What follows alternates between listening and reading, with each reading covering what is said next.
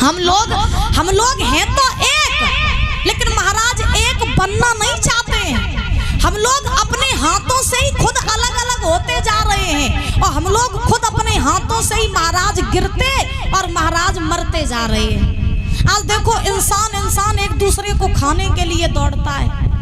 जानवर की तो छोड़ो, एक बार जानवर को आप टॉर्चर नहीं करियो, भाई छुइयो नहीं। सांप को जब तक तुम छुइयो नहीं तब तक वो तुम्हें डसे नहीं। और इंसान की तुम भले बुराई करो न करो, लेकिन वो तुम्हारी बुराई जरूर करे। ऐसी लोगों की मानसिकता हो गई।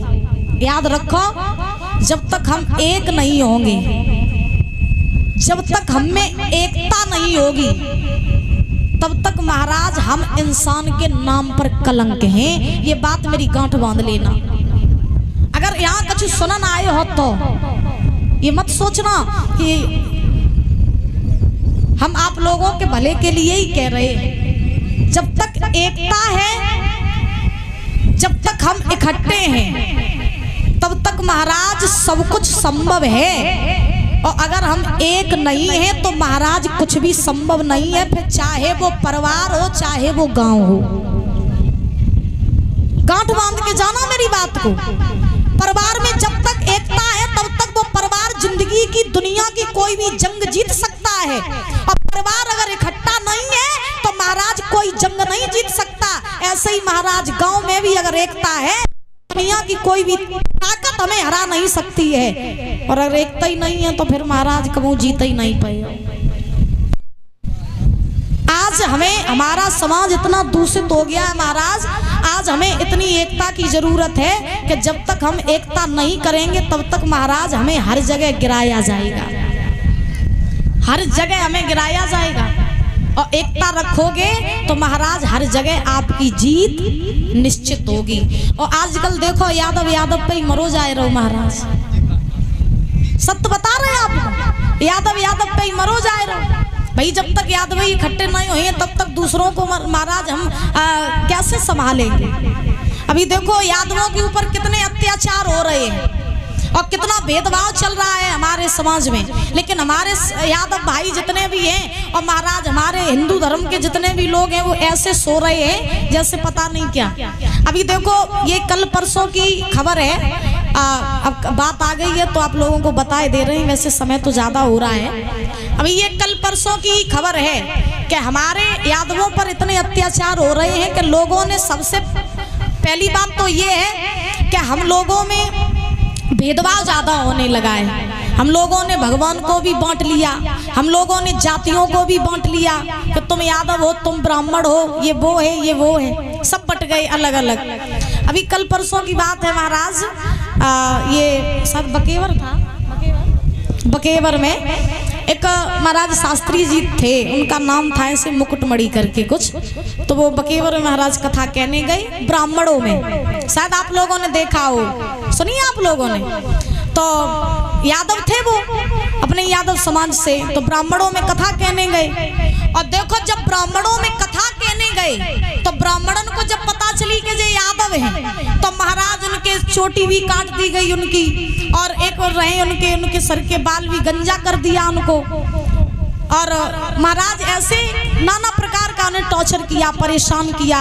एक ब्राह्मणी महिला ही थी ब्राह्मण जाति की, तो उसने अपने मूत्र के द्वारा महाराज उस जो यादव भाई थे हमारे कथावाचक, उनके ऊपर अपने मूत्र का छिड़काव किया। अब बताओ हमें यहाँ एक होना है या नहीं होना है? ब्राह्मणों ने अगर हमारे साथ ये किया है, हम जात बरादरी नहीं कर रहे, भेदभाव नहीं कर रहे, लेकिन ये हर यादव जाति के महाराज हमारी जाति पर ये एक धब्बा है कि उन लोगों ने हमारी जाति पर उंगली उठाई, हमारी जाति पर उंगली उठाई। बताओ ऐसी कौन सी नारी होगी जो महाराज अपने मूत्र का छिड़काव किसी आदमी के ऊपर करेगी? और आज भी अगर तुम सो रहे हो, आज भी सो रहे हो, तो हम इस व्यासपीठ से बैठ के कह रहे हैं कि जो यादव आज भी सो रहा वो यादव के नाम पर कलंक है।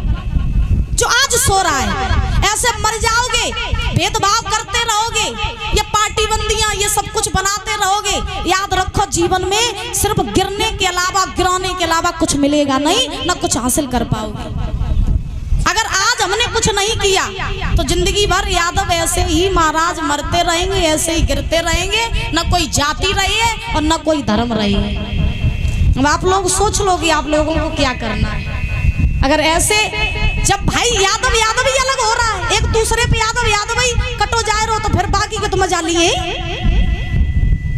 बताओ भाई, सोचने वाली बात है। बुजुर्ग हमारे जितने बैठे हैं, जब तक हम खुद नहीं करेंगे भाई, जब तक हम में एकता नहीं होगी, हम ही जब एक जाति के एक नहीं होंगे तो फिर दूसरी जाति वाले तो हम लोगों को गिरा के चले ही जाएंगे, बुरा भला बोल के चले ही जाएंगे। इसलिए हम लोगों को अभी सावधान होना है और बड़े भाव से रहना है, एकता बना करके रहो, चाहे गांव में रहो।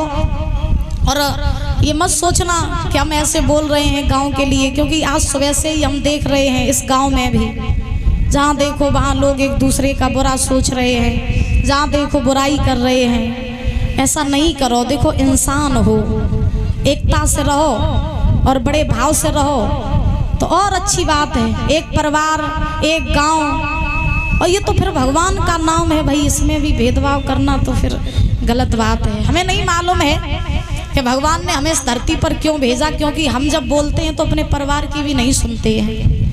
हमें क्या पता कि प्रभु ने हमें जन्म दिया हो तो इसीलिए दिया हो कि तुम धरती पे जाओ तो कुछ बताओ। और हम जब व्यासपीठ पे बैठते हैं तो ना हम कोई रिश्ता देखते हैं ना कोई नाता देखते हैं, क्योंकि हमें भगवान ने अगर बोलने के लिए कुछ दिया है तो हम वही बोलते हैं जो सत्य है। जिसको बुरा लगे लग जाए, लेकिन हाथ जोड़ के मेरी आपसे एक ही विनती है, अगर 7 दिन की दक्षिणा कुछ देना चाहते हो, एकता जरूर बनाओ। एक गांव में रह के, एक परिवार में रह के किसी भी प्रकार का कोई भी भेदभाव न करो।